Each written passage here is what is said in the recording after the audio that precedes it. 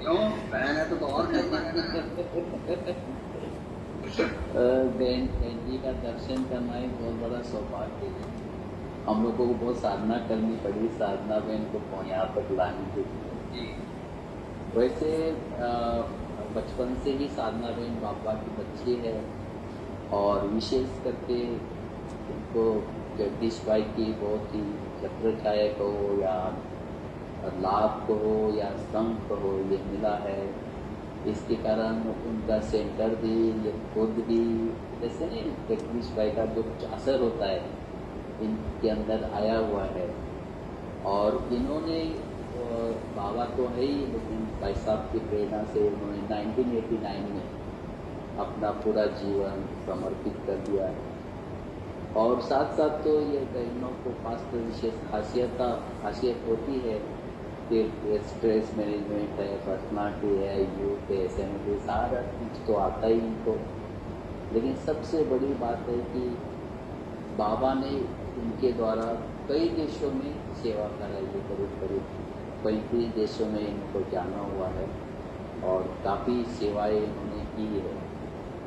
तो इनके अंदर जो विशेषता है जो बाबा ने भरी हुई है और भाई साहब का जो पालना मिली है और सबसे बड़ी बात है कि इनको भाई साहब के साथ अंतिम कुछ साल कंटिन्यू रहने का सौभाग्य मिला कि जैसे ब्रह्मा बाबा कैसे अंतिम समय उनकी अवस्था कैसी हो गई थी वैसे जगदीश भाई साहब की भी लास्ट में अंतिम अवस्था कैसे बाप समान बनती जा रही थी वो इन्होंने अपने आंखों से प्रैक्टिकल देखा हुआ है क्योंकि उनकी सेवा में थे उनका भाग्य था।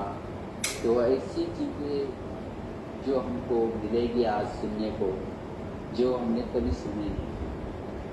तो मैं वेलकम करता हूँ साधना बहन को और हम सबकी साधना भी पूरी हो गई आज हमने यहाँ पहुँच गए हैं। तो आपका बहुत बहुत स्वागत है मधुबन की तरफ से और पूरी टीम की तरफ से। थैंक यू मिनेश भाई, हमारे डॉक्टर भाई, चंपा बहन और सुभाष भाई। ये तो आप सबकी बहुत बहुत निर्माणता है जो आप इतने प्यार से हमारा वेलकम कर रहे हैं। सबसे पहले तो मैं आप सभी को बहुत बहुत मुबारक देना चाहती हूँ जो आप सभी प्यारे बाप दादा की आशाओं को पूरा कर रहे हैं। अनुभवों का खजाना बीके भाई बहनों का आप पूरे विश्व की आत्माओं तक पहुंचा रहे हैं। हमारे परम आदरणीय जगदीश भाई साहब उनकी भी ये बहुत इच्छा थी। तो बाबा के जो बच्चे हैं भागवत में जिन गोपियों का गायन है उनके चरित्र उनकी जीवन गाथाएं उनके दिव्य और अलौकिक अनुभव वो पूरे विश्व के लोगों तक पहुँचें और आप ये कार्य कर रहे हैं, बहुत अच्छे से कर रहे हैं। तो मैं समझती हूँ कि अव्यक्त रूप में जगदीश भाई साहब वो भी आप सबको बहुत बहुत दुआएं दे रहे हैं। तो मेरी तरफ से भी आप सभी को बहुत बहुत बधाई हो, बहुत बहुत मुबारक हो। ड्रामा में आज का दिन रूंधा हुआ था, कल को पहले भी हम सभी आज के दिन मिले थे और आज फिर से मिल रहे हैं। मैं आप सबका शुक्रिया करती हूँ जो आप मेरे को सभी भाई बहनों से मिला रहे हैं। बहुत सारे भाई बहनें आज सुनेंगे हमको, तो आपका तहे दिल से बहुत बहुत शुक्रिया। सबसे पहले मैं आप सभी को थोड़ा सा अपना लौकिक जीवन परिचय देती हूँ और उसके पश्चात जैसे आप सबने कहा कि परम आदरणीय जगदीश भाई साहब के साथ के दिव्य अनुभव मैं कोशिश करूँगी जो जो मुझे ख्याल में आता जाएगा वो आप सभी के साथ मैं अवश्य बांटूंगी वो खजाना। मेरा लौकिक जन्म जो है वो दिल्ली का है। मेरा कर्म स्थान, सेवा स्थान वो भी दिल्ली है। लौकिक परिवार में 4 बड़े भाई हैं और मैं सबसे छोटी बहन। लौकिक परिवार में हर प्रकार से बहुत संपन्नता रही, बहुत मेरे को सुख मिला है, बहुत लाड प्यार से मैं पली हूँ। किसी भी प्रकार की कभी भी कोई भी कमी मैंने नहीं देखी। ऐसा कहूँगी कि पानी मांगा तो जैसे दूध मिला, सब कुछ मिला। इस जीवन में सुख बहुत मिला है, मेरा जीवन बहुत सुखों में व्यतीत हुआ है शुरू से लेकर के। तो जब हमारा जन्म होने वाला था उससे पहले हमारे लौकिक पेरेंट्स को बहुत इच्छा थी कि हमारे घर में अभी जो बेबी आने वाला है वो गर्ल बेबी हो। तो उसके लिए हमारी लौकिक मदर, उन्होंने शिव की बहुत भक्ति की, अवे बिचारी भक्ति। दिल्ली में गौरी शंकर टेम्पल है, शिव का मंदिर है, वो वहाँ जाया करती थी और शिव बाबा से यही मांगती थी कि इस बार जो हमारे घर में बच्चा आए वो गर्ल बेबी हो। तो सुबह सुबह वो नंगे पांव जाया करती थी, सर्दी के दिनों में उन्होंने चलिया रखा था। और जब मेरा जन्म हुआ तो लौकिक परिवार में तो बहुत बहुत जैसे खुशियों की लहर दौड़ गई, बहुत उत्सव हुए, बहुत प्यार मिला। लौकिक माता पिता के साथ साथ बड़े भाइयों का, उन्होंने भी जैसे माता पिता की तरह ही मेरे को पालना दी। और जन्म के कुछ समय के बाद ही, मैं 1.5-2 वर्ष की ही थी, तो हमारे पड़ोस में कोई बहन थे, वो बाबा के ज्ञान में चलते थे। तो हमारे लौकिक मदर उनसे पूछा करती थी कि आप कहाँ जाते हो। पहले तो वो बताते नहीं थे क्योंकि उन दिनों सभी नियमों के कारण थोड़ा सा डरते थे। तो इनकी अभी छोटी आयु है और अगर ये पवित्रता के मार्ग पर चल पड़ी तो इनके घर में कुछ ऊपर नीचे ना हो जाए। लेकिन हमारी लौकिक मदर उनसे पूछती रहती थी हमेशा, उनकी बहुत इच्छा थी कि ये कहाँ जाती हैं, मैं देखूं, क्योंकि वो वाइट ड्रेस पहनती थी, बैच लगाती थी, उनके जीवन का इनके ऊपर बहुत प्रभाव था।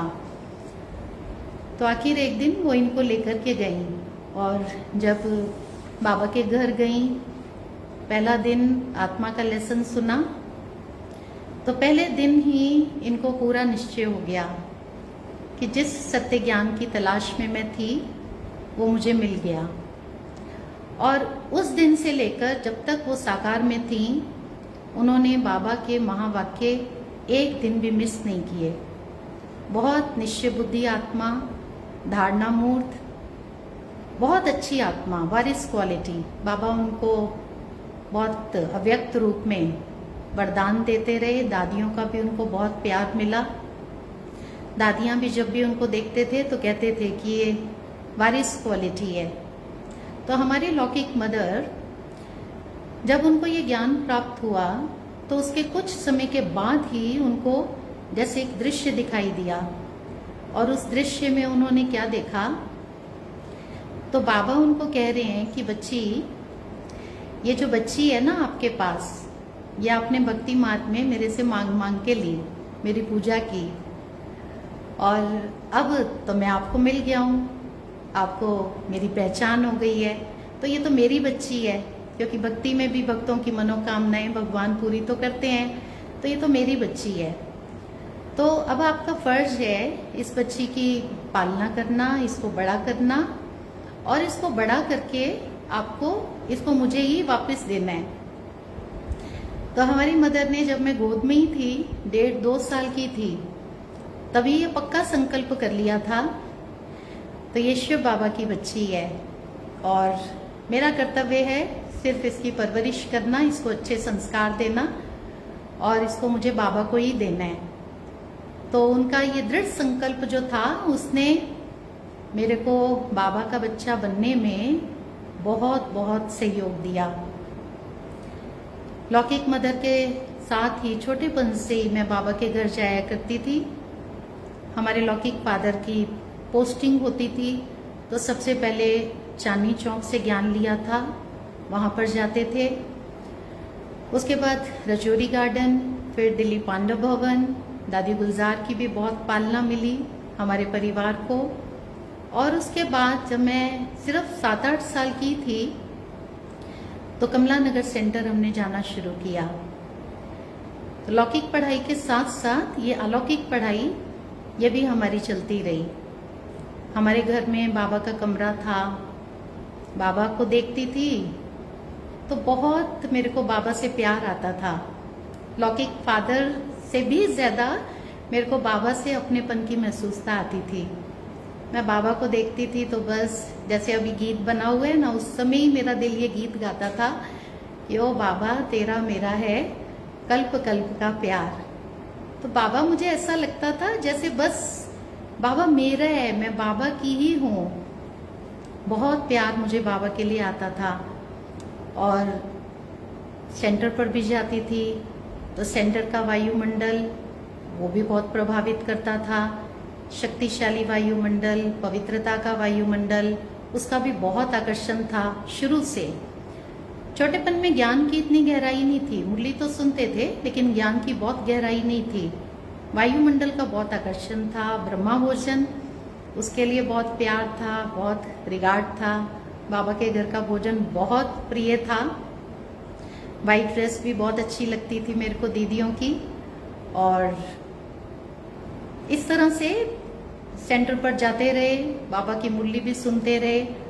कॉलेज पूरा हुआ, स्कूल पूरा करने के बाद कॉलेज की पढ़ाई जब मेरी पूरी हुई तो इतने सालों में हर वर्ष मधुबन में भी जाना होता था। और समर वेकेशन में तो 2-2 मास हम मधुबन में चले जाते थे। वहाँ पर ओम शांति भवन में, म्यूजियम में जैसे टूरिस्ट आते थे तो हमको एज अ गाइड वहाँ पर सेवा मिलती थी उनको समझाने की। और वहाँ पर भंडारे में भी हम सेवा किया करते थे। कभी कभी समर वेकेशन में सेंटर पर भी मैं रहती थी। और फिर बच्चों के प्रोग्राम चलते थे, कन्याओं के प्रोग्राम चलते थे मधुबन में, तो उसमें भी जाना होता था। ड्रामा करते थे, गीत संगीत करते थे, पपेट शो करते थे, कव्वाली करते थे। तो दादियों को बहुत अच्छा लगता था, बहुत प्रिय लगता था, बहुत दादियाँ प्यार करती थी। तो दादियों के भी बहुत वरदान मिले, बहुत पालना मिली। अव्यक्त बाप दादा से अनेक बार मिलना हुआ। तो जब मैं कॉलेज में थी तो बाबा से मैं मिली तो एक बार बाबा ने मेरे को वरदान दिया कि बच्ची सदा ब्रह्मा कुमारी हो। बाबा बहुत प्यार से दृष्टि दे रहे थे और बाबा ने ये महावाक्य उच्चारण करते हुए मेरे से पूछा, बच्ची सदा ब्रह्मा कुमारी हो, अपने को ब्रह्मा कुमारी समझती हो? तो मैं तो जैसे भगवान के प्यार में समाई हुई थी, शरीर का भान ही नहीं था। तो बाबा के सम्मुख मेरे मुख से कुछ भी निकला नहीं। तो बाबा ने फिर आगे महावाक्य उच्चारण किए, बच्ची सदा ब्रह्मा कुमारी हो। सदा ब्रह्मा कुमारी अर्थात सदा श्रेष्ठ सेवाधारी। इस नशे में सदैव आगे बढ़ती चले जाना। फिर एक बार बाबा ने मेरे को वरदान दिया कि बच्ची आपके जीवन का ये लक्ष्य बहुत अच्छा है। तो मैं बाबा की थी, बाबा की हूँ और बाबा की रहूँगी। तो इस तरह छोटेपन से ही बाप दादा के वरदानों से हमारी पालना हुई। दादियों के वरदानों से, दादियों के प्यार से बहुत जैसे उन्नति होती चली गई। तो कॉलेज जब मैं कर रही थी, मेरे फाइनल एग्ज़ाम थे, लास्ट ईयर था फाइनल ईयर। तो जब मैं अपना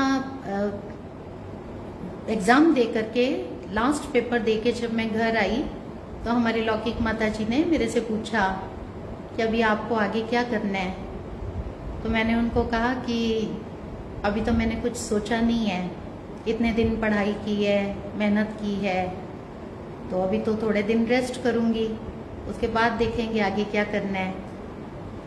फिर जब मैं सेंटर पर गई तो उसी दिन शाम को ही तो हमको वहाँ पर जगदीश भाई साहब मिले। तो भाई साहब ने मेरे से पूछा कि आजकल आप क्या कर रही हो। तो मैंने उनको बताया कि ऐसे ऐसे आज मेरा फाइनल एग्ज़ाम था, लास्ट एग्ज़ाम था और आज पूरा हो गया और कल से मेरी छुट्टियां हैं। तो भाई साहब ने मेरे को बोला कि आप सेंटर पर रहोगी?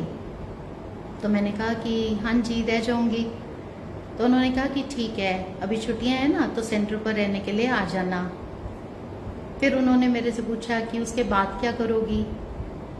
तो मैंने कहा उसके बाद भी रह जाऊंगी। बस अचानक से मुझसे ऐसे बोल निकले और वहाँ से घर आई और घर आकर के मैंने अपना सब कपड़ा आदि पैक करना शुरू कर दिया। सूटकेस लिया और सब पैकिंग करना शुरू किया।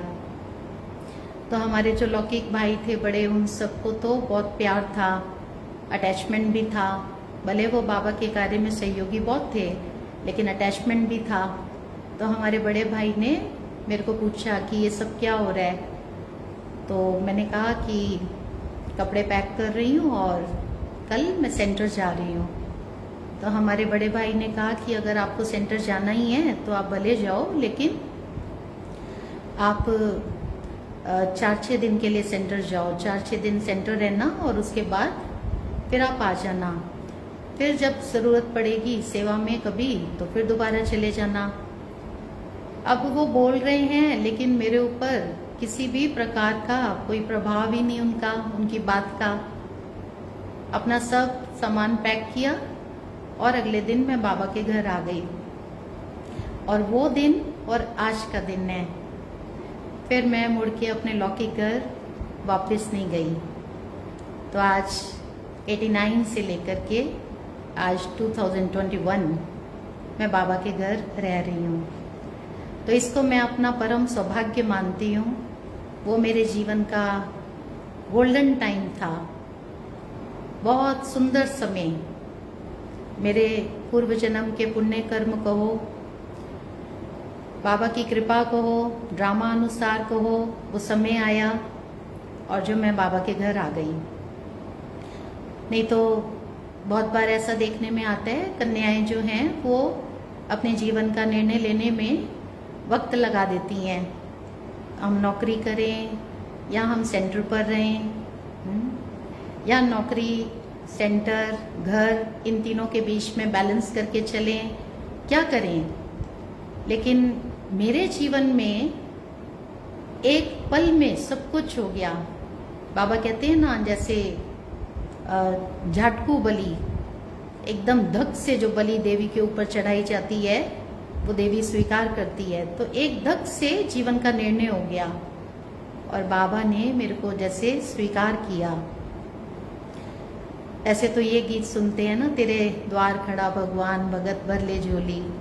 तो पहले तो घर बैठे भगवान मिले और फिर ये समय आया जब भगवान ने मेरे को अपने घर ही बुला लिया। तो बहुत बहुत अपने भाग्य पर मेरे को नाज है, बहुत खुशी है जो बाबा ने मेरे को अपना बनाया। और मेरा जीवन इतने साल सेंटर पर रहते हुए हो गए हैं, बहुत सुखमय रहा है। कोई बातें आई भी हैं तो हमेशा ऐसा महसूस हुआ जैसे पानी पर लकीर की तरह बातें आई और चली गई। बाबा ने बहुत प्यार दिया है, बाबा ने बहुत पालना दी है, वरदानों से बहुत श्रृंगार किया है। और आज तक भी मुझे ऐसे महसूस होता है बाबा ने मेरा बेड़ा पार किया और आगे भी बाबा मेरा पूरी तरह से बेड़ा पार कर देंगे, नैया मेरी ठिकाने लगा देंगे। तो सेंटर पर जब मैंने रहना शुरू किया, उसके बाद जगदीश भाई साहब के साथ के जो मेरे अनुभव हैं वो भी बहुत अद्भुत हैं, बहुत अनमोल हैं। भाई साहब के बारे में तो मुझे ये लगता है कि शायद मेरे पास शब्द नहीं है जो मैं उनकी महिमा कर सकूं। उनके साथ रह के मैंने क्या पाया, क्या सीखा, वर्णन करना थोड़ा मुश्किल है। जगदीश भाई साहब, उनके पास तो दिव्य बुद्धि थी, दिव्य विवेक था। जगदीश भाई साहब बाबा की और मम्मा की कितनी महिमा करते रहे। बाबा मम्मा की महिमा के लिए उनके पास बहुत सुंदर सुंदर शब्द थे, सुंदर सुंदर शब्द रूपी हीरे मोतियों की उन्होंने अनेक बार मालाएं बनाई बाबा मम्मा की महिमा में, और बाबा मम्मा के गले में उन्होंने पहनाई। उनका लिखा हुआ साहित्य भी जब हम सब पढ़ते हैं तो बाबा मम्मा के लिए हम सब के हृदय में कितना प्यार उमड़ता है। तो भाई साहब के पास तो वो दिव्य बुद्धि थी, महिमा के वो सुंदर सुंदर शब्द उनके पास थे, लेकिन भाई साहब की महिमा करने के लिए मेरे को लगता है कि मेरे पास पर्याप्त शब्द नहीं है। जो मैंने उनसे जीवन में लिया है, बहुत कुछ लिया है। कोशिश करती हूँ थोड़ा बहुत आप सबके साथ शेयर करने की। बाबा ने हमको इस ईश्वरीय विश्वविद्यालय में जो हमारा लक्ष्य है, नर से श्री नारायण और नारी से श्री लक्ष्मी बनना, उसके लिए 4 सब्जेक्ट्स की पढ़ाई बाबा ने हमको पढ़ाई है। मैंने भाई साहब के जीवन में ये देखा, तो इन चारों सब्जेक्ट्स की पढ़ाई में भाई साहब हमेशा नंबर 1 रहे। सेवा का सब्जेक्ट अगर भाई साहब का देखें तो आदि से लेकर जब से वो बाबा के बच्चे बने, आप में से बहुत सारे भाई बहनों को मालूम होगा कि उनका ज्ञान में किस प्रकार आना हुआ।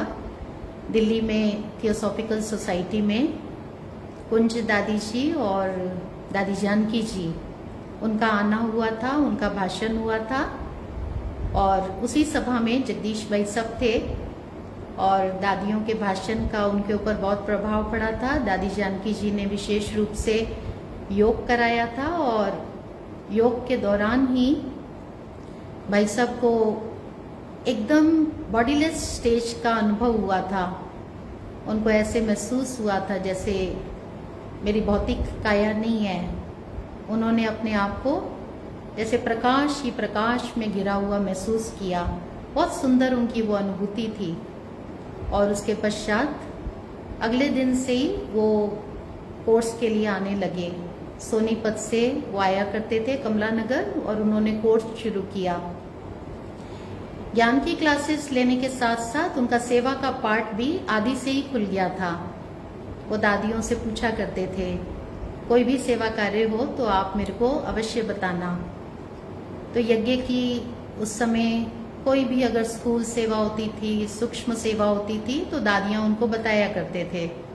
चाहे वो लिखने का कार्य हो, चाहे वो सेंटर की कोई भी स्कूल सेवा हो, कहीं पार्सल दे के आना है, किसी को कुछ जाके कहना है, कोई संदेश देना है, सब प्रकार के कार्य भाई साहब किया करते थे। तो उनका जो पार्ट था सेवा का, वो आदि से ही प्रारंभ हो गया था। बर्फ खाने से वो बर्फ की सिलियां जो हैं अपने कंधों पर रख करके लाते थे, और तपती हुई धूप में लू चलती थी तेज, और आकर के दादियों को वो बर्फ का शरबत बना करके पिलाया करते थे। दादियों के लिए उनको बहुत प्यार था, बहुत सम्मान था। तो आदि से लेकर के जैसे सेवा के सब्जेक्ट में वो आत्मा नंबर 1, अंत तक जब तक उनके प्राण थे तन में उन्होंने सेवा की। उनके रोम रोम श्वास श्वास में बाबा की सेवा समाई हुई थी। शरीर छोड़ने से लगभग 1 हफ्ता पहले, 5-6 दिन पहले ग्लोबल हॉस्पिटल में वो आईसीयू में थे, और बहुत सारे भाई बहनों से उनका मिलना हुआ था। उनका जो शारीरिक स्वास्थ्य था वो काफ़ी खराब था, बीमारी जो थी वो बहुत उग्र रूप में थी, लेकिन अपने शारीरिक स्वास्थ्य की परवाह न करते हुए वो दृश्य सामने आता है। तो भाई साहब एक एक भाई बहन से मिले, एक एक को उन्होंने बहुत प्यार से दृष्टि दी, एक एक के हाथ में टोली दी, और एक एक के प्रति महावाक्य उच्चारण किए। और उस समय भाई साहब ने हमारे सिर पर भी अपना वरदानी हाथ रखा था, बहुत प्यार दिया और बहुत शक्तिशाली दृष्टि दी। जो भी भाई बहने उनसे मिल रहे थे, न सिर्फ उनको वरदान दिए, उनके जो लौकिक परिवार वाले थे उनके निमित्त भी वो उनको संदेश दे रहे थे कि उनको भी आप मेरी याद प्यार देना। उस आत्मा को मालूम था कि मैं चंद दिनों का मेहमान हूँ, चंद घंटों का मेहमान हूँ। और जाने से पहले भी उन्होंने एक एक से मिलन मनाया। उनके वो वरदान सबके दिलों में छप गए। उनके उन वरदानी बोलों ने एक एक आत्मा को बहुत आगे बढ़ाया। तो आदि से लेकर अंत तक उनका सेवा का पाठ चला। सेवा की सब्जेक्ट उनकी देखें, इसी तरह से ज्ञान का सब्जेक्ट अगर उनका देखें तो उसमें भी वो नंबर 1 थे। लौकिक दृष्टि से अगर उनको देखें तो बहुत एजुकेटेड थे, इंटेलिजेंट, इंटेलेक्चुअल, उनको सब प्रकार का ज्ञान था। आज doctors, engineer, lawyer, IAS officers, जिस भी फील्ड का व्यक्ति है उसको अपने फील्ड की जितनी नॉलेज होगी उससे कई गुना अधिक भाई साहब को उस फील्ड का ज्ञान होता था। वो तो जैसे मास्टर ज्ञान के सागर थे। वेद, शास्त्र, ग्रंथ, उपनिषद सब कुछ उनके पास ज्ञान था। और बाबा के पास आने के बाद उनको तो जैसे दिव्य बुद्धि का वरदान प्राप्त था। तो एक बार बाबा मम्मा बैठे हुए थे साथ, आपसे विद्या मांगते हैं। तो आप तो साक्षात सरस्वती माँ हैं, आप जगदीश बच्चे की बुद्धि में बैठ गई हैं। तो सरस्वती माँ ने बहुत नम्रता से ऐसे सिर झुकाया। वो हमेशा बाबा के आगे हाँ जी किया करती थी। तो जब उन्होंने अपनी स्वीकृति दी तो जगदीश भाई को तो लगा कि मेरा तो जीवन धन्य हो गया।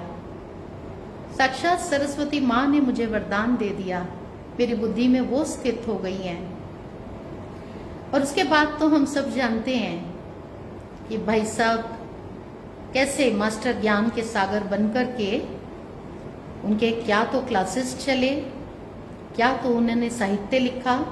200 से अधिक लगभग उन्होंने किताबें लिखी हैं। आज अगर हम सबको 4 पंक्तियां भी लिखनी होती हैं तो हमें कितना एकाग्र होना पड़ता है, हमारी बुद्धि कितनी स्वच्छ, कितनी क्लियर होनी चाहिए, ज्ञान से कितनी भरपूर होनी चाहिए, तब हम 4 महावाक्य लिख सकते हैं, 4 पंक्तियां मुश्किल से लिख सकते हैं। और लिखने के बाद भी हम देखते रहेंगे पता नहीं हमने ठीक लिखा है या नहीं लिखा है। और भाई साहब ने इतना सारा साहित्य लिखा। जब वो लिखना शुरू करते थे तो सुबह से लेकर रात तक, मैंने तो उनको 18-18 घंटे तक भी काम करते देखा है, 19 घंटे भी उनको काम करते देखा है। जब वो लिखते थे तो एक साधारण सा पलंग था जिस पर वो बैठा करते थे, घुटने फोल्ड करके बैठते थे। वो घुटने ही जैसे उनकी टेबल थी और उसी पर वो अपनी तख्ती रखते थे और ऐसे करके वो लिखते रहते थे।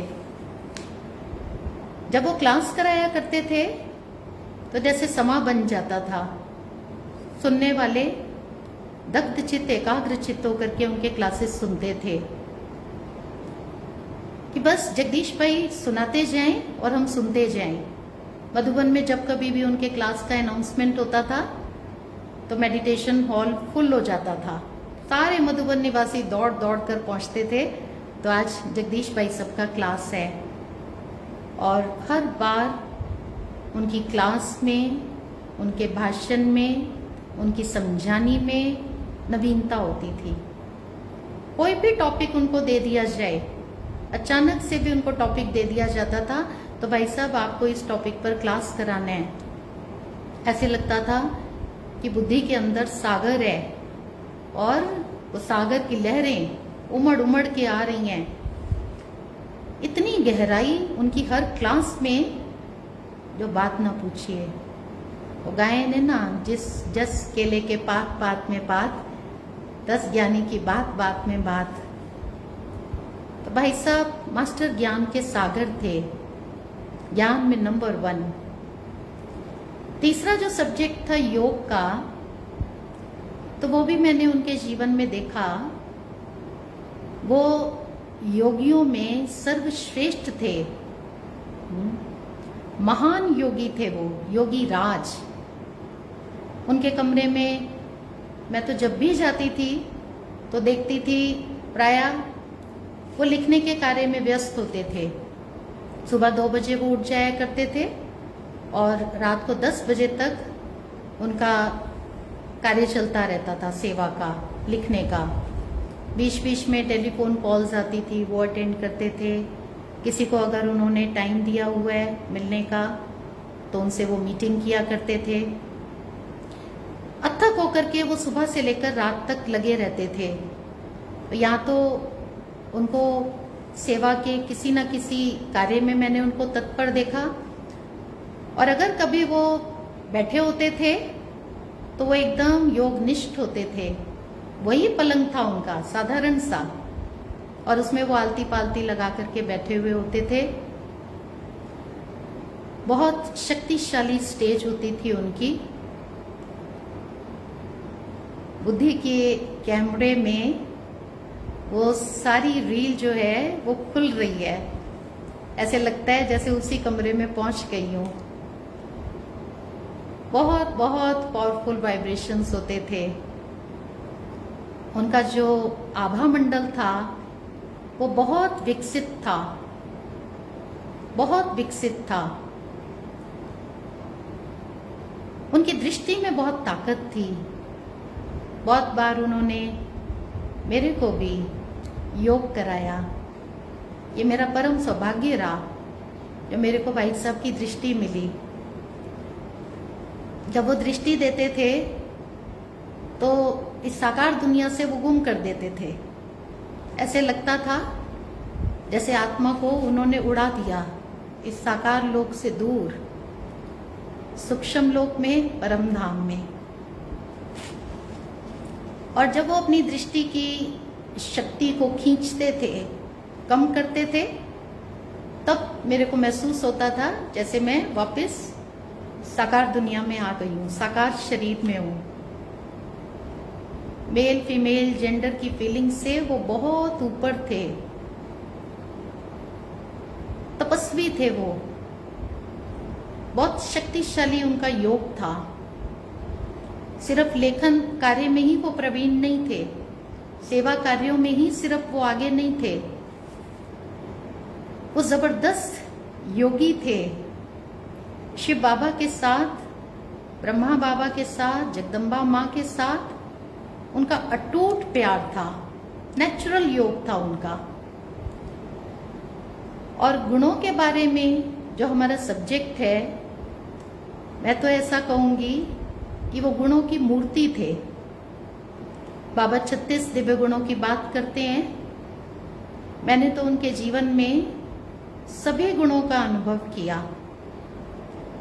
शुभ भावना, शुभ कामना रखना ये एक बहुत बड़ा दैवी गुण है। भाई साहब की सबके प्रति बहुत शुभ भावना, शुभ कामना थी। वो चाहते थे सभी बाबा के बच्चे बाबा से पूरा पूरा वर्षा ले लें, बाबा के नजदीक आएं। बुजुर्गों के साथ बुजुर्ग होकर के चलना, युवाओं के साथ युवा रूप से चलना, माताओं के साथ माताओं की रीति से चलना, बच्चों के साथ बच्चों की रीति से चलना, ये मैंने भाई साहब के जीवन में देखा। मेरे को तो उन्होंने ऐसा स्नेह दिया, ऐसा शुद्ध प्यार दिया, माता पिता के समान। लौकिक माता पिता कभी भी याद नहीं आए सेंटर पर आने के बाद। बहुत उन्होंने मेरे को आगे बढ़ाया। भाई साहब की हमेशा ये शुभ कामना रहती थी कि सभी बहनें जो हैं वो ऑलराउंडर होनी चाहिए, उनको सब प्रकार का सेवा का कार्य आना चाहिए। ऐसा नहीं कि अगर कोई बहन ऑफिस का कार्य कर रही हैं तो वो सिर्फ ऑफिस का काम ही करें, अगर कोई बहन किचन में है तो सिर्फ वो किचन का ही डिपार्टमेंट संभालें, कोई बहन अगर मुरली सुनाती हैं, कोर्स कराती हैं तो वो सिर्फ वही कार्य करें। भाई साहब कहते थे कि नहीं, सब बहनों को सब प्रकार का काम आना चाहिए। तो गीत गाना, कविता लिखना, कविता सुनाना, कोर्स कराना, मुरली सुनाना, ऑफिस का काम करना, सब कुछ सबको आना चाहिए। और हमने भी भाई साहब के साथ ये सब प्रकार की सेवाएं की। उनके साथ उनके लेखन कार्य में भी उनको मदद की। भाई साहब वर्ल्ड रिन्यूअल के लिए, ज्ञानामृत के लिए आर्टिकल लिखते थे, भाई साहब साहित्य लिखते थे। तो भाई साहब बोलते जाते थे, हम लिखते जाते थे। उन दिनों में मैनुअल टाइपराइटर होते थे, तो भाई साहब टाइपिंग का काम भी देते थे। और इधर भाई साहब लिखते थे, तो जहाँ टाइपराइटर रखा था वो कमरा थोड़ा दूर था, तो भाई साहब लिखते थे तो मैं टाइप कर देती थी। स्पीड भी बहुत अच्छी थी। और भाई साहब को बहुत पसंद था जिनकी काम करने की स्पीड बहुत अच्छी होती थी, क्योंकि उनकी खुद की काम करने की स्पीड बहुत अच्छी थी। इसलिए 72 इयर्स की एज में भाई साहब ने जितना काम कोई 200 साल की उम्र वाला व्यक्ति करे, भाई साहब ने वो 72 इयर्स की एज में किया होगा। बहुत कार्य किया उन्होंने। तो इधर भाई साहब लिखते थे, उधर हम टाइप करते थे, इधर लिखते थे, उधर टाइप करते थे। फिर भाई साहब वहाँ आते भी थे, अपना लिख करके वो पेपर लेके आते थे, ये टाइप करना है। बड़े खुश होते थे जब उनका काम कर देते थे और जल्दी जल्दी करते थे। उनको बहुत अच्छा लगता था, बहुत अप्रिशिएट करते थे। और कार्य में उनको बहुत परफेक्शन चाहिए थी, एक्यूरेसी चाहिए थी। तो वो भी शुरू से संस्कार था। कोई भी कार्य जब भी किया बहुत एक्यूरेट किया और परफेक्शन से किया, तो भाई साहब बहुत अप्रिशिएट करते थे, बहुत बहुत खुश होते थे। जैसे माँ बाप अपने बच्चों को देखकर खुश होते हैं ना, तो ऐसे हमारे किए हुए छोटे छोटे कार्यों की वो बहुत महिमा करते थे। वो टॉप फ्लोर पर रहते थे और किचन था ground floor, first floor, second floor. First floor पर किचन था। तो भाई साहब कहते थे कि चाय बना लाओ। तो जैसे ही मैं चाय बना के लाती थी तो कहते थे, अरे इतनी जल्दी चाय भी बन गई, ऐसे लगता है कि चाय बनी हुई रखी थी और आप उठा के ले भी आई हो। भोजन बनाने को कहते थे, झटपट भोजन बन जाता था। भाषण करने को कहते थे तो हम भाषण करने के लिए भी तैयार हो जाते थे। अगर हमें कुछ नहीं आता था तो भाई साहब हमको सिखाते थे। फिर पूछते थे कि आपका फलानी जगह प्रोग्राम था, आप भाषण करके आए, आपका प्रोग्राम कैसा रहा।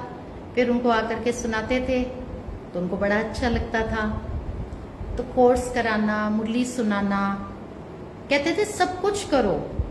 अगर हम उनके साथ उनके ऑफिस के काम में व्यस्त हैं मान लो, और नीचे कोई कोर्स के लिए आ गए या मुरली सुनने के लिए आ गए, तो अपना वो कार्य छुड़ा के कहते थे नहीं नीचे जाओ, कोर्स कराओ, मुरली सुनाओ। ब्रह्मा कुमारी कौन है? ब्रह्मा कुमारी की डेफिनेशन उनके अनुसार जो कोर्स कराए, बाबा का परिचय देवे सबको और बाबा के महावाक्य जरूर सुनाए, वो है ब्रह्मा कुमारी। तो वो चाहते थे कि हम ऑलराउंडर बने, अथक होकर के बाबा का कार्य करें, सब प्रकार का, हमें सब कुछ आना चाहिए।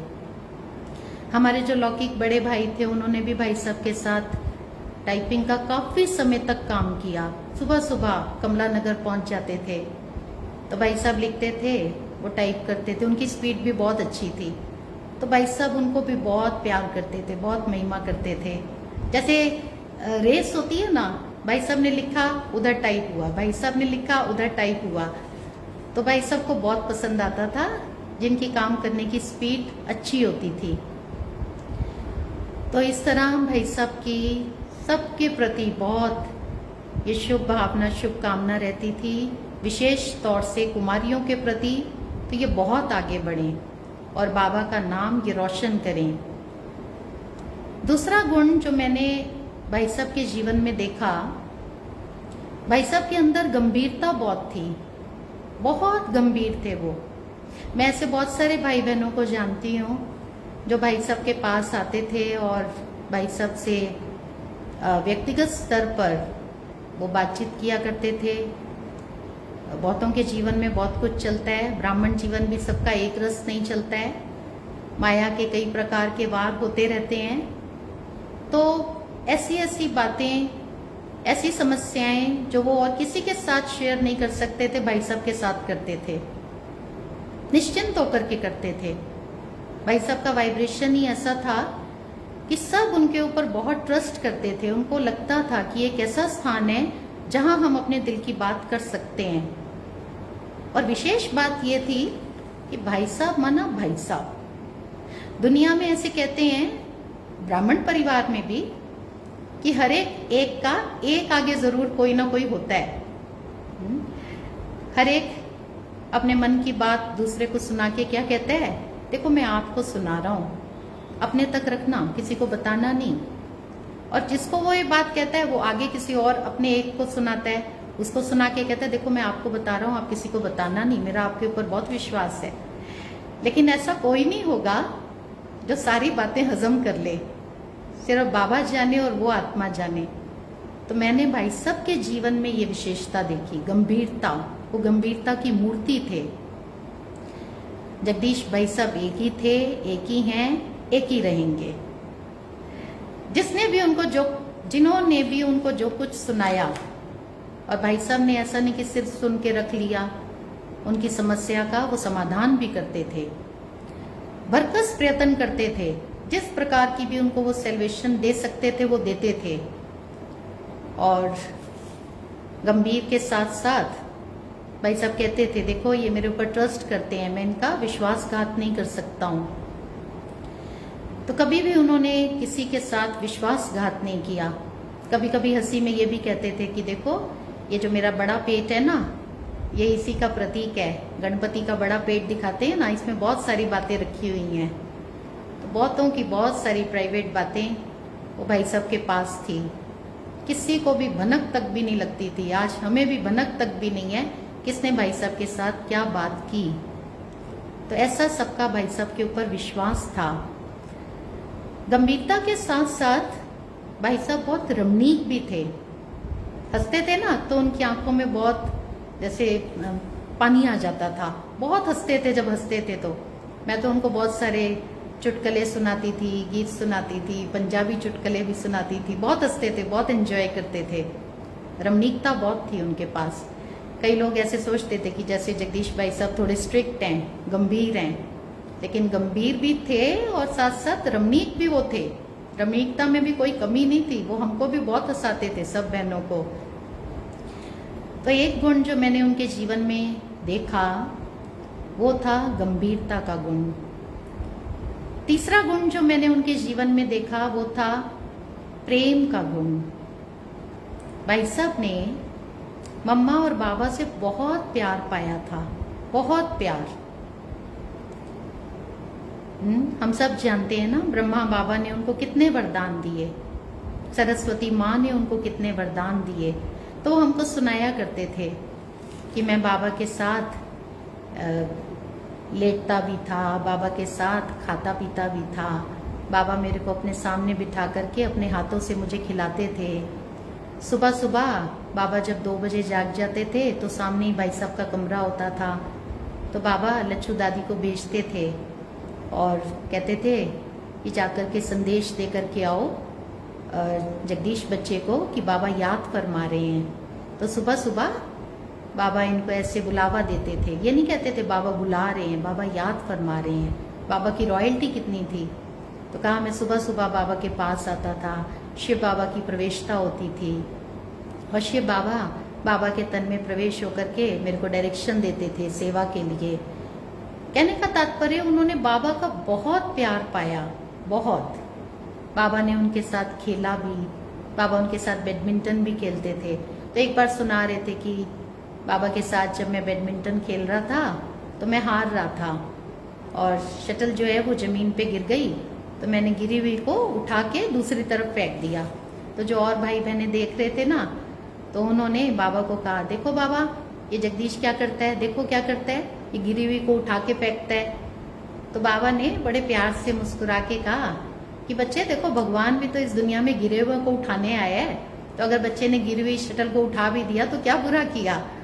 तो ऐसे बहुत रमणीक थे और बाबा मम्मा के साथ के बहुत सुंदर सुंदर अनुभव वो हमारे साथ शेयर करते थे। उनके रूम में पेलमेट थे, तो उसके ऊपर बाबा मम्मा के चित्र रखे हुए थे चारों तरफ। और जब वो बाबा और मम्मा के बारे में हम सबको सुनाते थे तो मैंने तो विशेष रूप से ये अनुभव किया कि जब भी वो बाबा मम्मा की बात करते थे तो बाबा मम्मा के चित्र को देखते देखते उनके आंखों में प्रेम के मोती उतर आते थे। वो बहुत भाव विभोर हो जाते थे, बहुत साकार यादों में जैसे वो खो जाते थे। तो बाबा मम्मा के प्रति जो उनका प्यार था वो उनके साथ जैसे हम रहे ना, तो उनके साथ रहते रहते मेरे दिल में तो विशेष तौर पे मैं अपनी बात कहूँगी कि बाबा और मम्मा के लिए बहुत प्यार भर गया, हड्डियों में प्यार चला गया। आज बहुत सारे ऐसे भाई बहने होंगे जिनका शिव बाबा के साथ तो प्यार है, लेकिन ब्रह्मा बाबा और जगदम्बा माँ के साथ भी प्यार हो, बहुत प्यार हो। तो मेरा तो बहुत प्यार है ब्रह्मा बाबा और जगदम्बा माँ के साथ। तो भाई साहब ने बाबा मम्मा से जो प्यार पाया था वही प्यार उन्होंने सब भाई बहनों के साथ बांटा, बहुत प्यार दिया सबको। कोई भी किसी कारणवश नाराज हो गया, किसी का मूड थोड़ा खराब हो गया, तो वो उसको बहुत प्यार से मनाते थे। उसको बैठ के अपने सामने बिठा के उसको वो भोजन खिलाते थे, हंसाते थे। जब तक मना नहीं लेते थे तब तक छोड़ते नहीं थे, बहुत प्यार देते थे। भोजन करते थे, एकदम सात्विक भोजन होता था उनका, बहुत सात्विक। एक सब्जी, दाल, चपाती, वैरायटी उनको पसंद नहीं थी। कहते थे वैरायटी बनाते हो ना तो मैं कंफ्यूज हो जाता हूँ, क्या खाऊं और क्या नहीं खाऊं, मेरे को सिंपल भोजन चाहिए। तो जनरल जो सबके लिए खाना बनता था वही भाई सब के लिए खाना बनता था, उनके लिए स्पेशल कभी खाना नहीं बनता था अलग से। और वो भोजन करते तो मान लो कोई आ जाते, वैसे तो वो एकांत में ही भोजन करते थे, लेकिन मान लो अचानक से किसी ने पर्दा हटाया और देखा कि भाई साहब भोजन कर रहे हैं, तो भाई साहब उनको फिर अंदर बुलाते थे। फिर बहन को बोलते थे, जो बहन उनको भोजन सर्व कर रही होती थी, तो प्लेट लेकर के आओ और कटोरी लेके आओ। तो प्लेट कटोरी मंगा के फिर वो अपने भोजन में से कुछ थोड़ा हिस्सा फिर उनको खिलाते थे। तो मान लो हम सर्व कर रहे हैं तो हम कहते थे भाई साहब आप अपना खाना खाइए ना, तो ये जो भी आए हैं इनको हम देंगे खाना, और ले आते हैं किचन से। नहीं, अपने हिस्से का भोजन उनको खिलाते थे। तो वो जो उनका दिल का प्यार था वो उनको बहुत स्पर्श करता था, जिनको वो खिलाते थे उनके दिल को छूता था। तो भाई साहब हमको कितना प्यार करते हैं। एक बार मैं कॉलेज में थी तो हम 6 कुमारियाँ मुरली क्लास के बाद ऊपर गए भाई साहब से मिलने के लिए। भाई साहब ब्रेकफास्ट करके अभी पूरा ही किया था और उनके पास दूध रखा था, तो अभी वो दूध पीने वाले थे, लेकिन हम लोग पहुँच गए। तो भाई साहब ने, जो बहन उनको सर्व कर रही थी, उसको बोला कि आप ऐसे करो 6 कटोरियाँ लेकर के आओ। और वो 6 कटोरियाँ मंगा के तो वो थोड़ा दूध वो 6 कटोरियों में उन्होंने बांट दिया, सबको पिलाया। आज तक भी मुझे वो दूध का टेस्ट याद है। उस दूध में जो भाई साहब का निस्वार्थ प्यार था, वो जो वाइब्रेशन था, वो दिल में समा गया। बहुत बहुत प्यार किया उन्होंने सबको। बड़ी बड़ी टोली का पीस नहीं खिलाते थे, छोटी छोटी टोली देते थे, थोड़ी थोड़ी टोली देते थे। होम्योपैथी की गोलियों की तरह से टोली खिलाते थे, लेकिन उसमें प्यार, गोली इतनी सी, माना टोली इतनी सी, और प्यार होगा ऐसे सागर के समान। तो जिसको भी वो टोली खिलाते थे ना, वो बहुत खुश होते थे। भाई साहब मुझे बहुत प्यार करते हैं, भाई साहब मुझे बहुत प्यार करते हैं। तो जो भी उनके संपर्क में आया, हर एक को उनसे अपनेपन की बहुत महसूसता आई, बहुत। क्लास के भाई बहनों का भी बहुत ध्यान रखते थे। बहनों से पूछते थे सभी भाई बहनें आ रहे हैं, सभी ठीक हैं, सभी का पुरुषार्थ कैसे चल रहा है। अगर कोई भाई नहीं आ रहे, कोई बहन नहीं आ रही हैं तो क्या कारण है, फोन करके पूछो। तबीयत ठीक नहीं है तो उनके लिए फिर टोली भिजवाते थे। बारिश के दिन है, क्लास हो रही है और अचानक से बारिश शुरू हो गई, जैसे ही क्लास पूरी हुई अब ये बहनें और ये भाई घर कैसे जाएंगे। तो फिर भाई को बोलते थे चलो आप सबको घर छोड़ करके आओ, तो कार से सबको घर छुड़वाते थे। बहुत प्यार देते थे सबको। वसुधैव कुटुंबकम जो कहते हैं ना, विश्व परिवार है, वो हमने भाई साहब के जीवन में देखा। उन्होंने सबको अपना माना, सबको। मधुबन में जाते थे तो मान लो वो पांडव भवन से ज्ञान सरोवर जा रहे हैं, रास्ते में कोई बहन कोई भाई पैदल मिल गए जाते हुए, ओ भाई को कहते थे भाई रोको, उनको भी गाड़ी में बिठा लेते थे। ज्ञान सरोवर से शांतिवन जा रहे हैं, रास्ते में कोई मिला, उनको बिठा लेते थे। इन्होंने सब भाई बहनों ने बाबा के यज्ञ में अपना तन मन धन सब सफल किया है। हमारा व्यक्तिगत रूप से कुछ भी नहीं है। ये जो भी सेवा के साधन है, जो भी सुविधाएं बाबा ने हमको दी हैं, ये हमारे सिर्फ व्यक्तिगत प्रयोग के लिए नहीं है, ये सबके लिए हैं। तो ऐसे वो सबके ऊपर बहुत बहुत प्यार लुटाते थे। राखी का दिन आता था, टीके का दिन आता था, तो नीचे क्लास में माताएं भाई साहब को याद करती थी। तो भाई साहब कब आएंगे, भाई साहब नीचे आते थे और माताएं बहुत प्यार से उनको राखी बांधती थी, तिलक लगाती थी। उनकी पूरी बाजू राखियों से भर जाती थी, माथा सारा तिलक से लाल लाल पूरा माथा। भाई साहब ने कभी नहीं देखा कौन गरीब, कौन अमीर, कौन कुरूप, कौन खूबसूरत, कौन पढ़ा लिखा, कौन अनपढ़। जैसे साकार बाबा ने सबके ऊपर प्यार लुटाया, बाबा आज बूढ़ी बूढ़ी माताओं को भोली माताएं कह के मुरली में याद करते हैं, ऐसे भाई साहब ने भी सबके प्रति समदृष्टि रखी, सबको एक समान प्यार दिया। रोज सुबह मुरली क्लास में वो नहीं आते थे, उनका समय कीमती था। वो अमृत वेले योग के बाद मुरली ऊपर सुनते थे अपने कमरे में। हमने भी उनको बहुत बार मुरली सुनाई बाबा की पढ़कर, ये भी सौभाग्य मिला। रविवार के दिन वो मुरली क्लास में आते थे। मुरली क्लास के पश्चात उनका क्लास होता था, सबका बाबा की शिक्षाओं से खूब खूब श्रृंगार करते थे। कभी कभी मुरली क्लास के बाद, रोज की मुरली क्लास के बाद वो टॉप फ्लोर पर अपने कमरे के बाहर आ जाते थे, कमरे के बाहर खड़े होते थे। तो नीचे आंगन में माताएं, भाई, कुमार, कुमारियां सब खड़े होते थे और भाई साहब ऊपर से ही सबसे मिलते थे।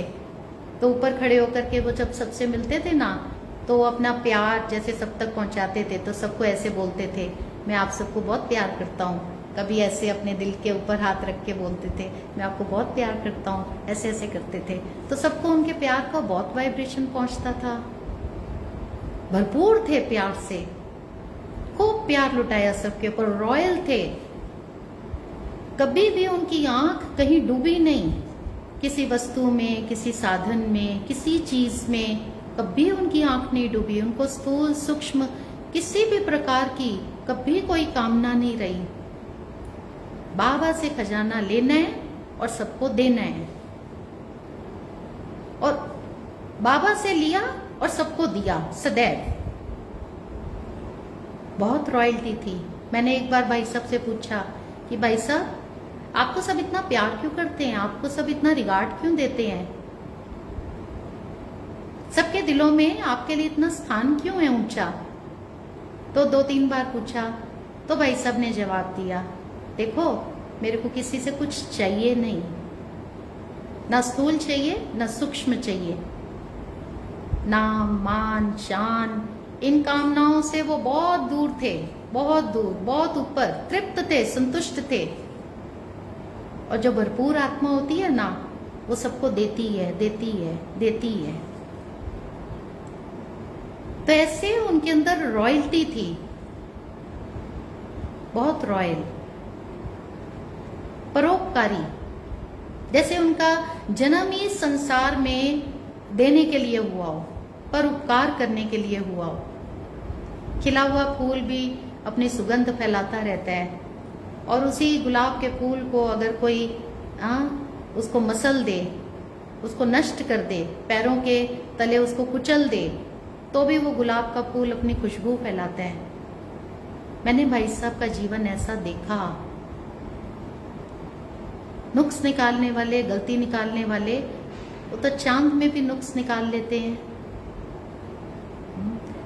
बहुत सारे ऐसे बच्चे भी हैं जो भगवान के यज्ञ में भी नुक्स निकाल लेते हैं, कमियां ढूंढ लेते हैं। भाई साहब सत्य के मार्ग पर चलने वाली आत्मा थी। उनको किसी को भी कुछ कहना होता था, वो डरते नहीं थे, निर्भय थे, स्ट्रेट बोलते थे।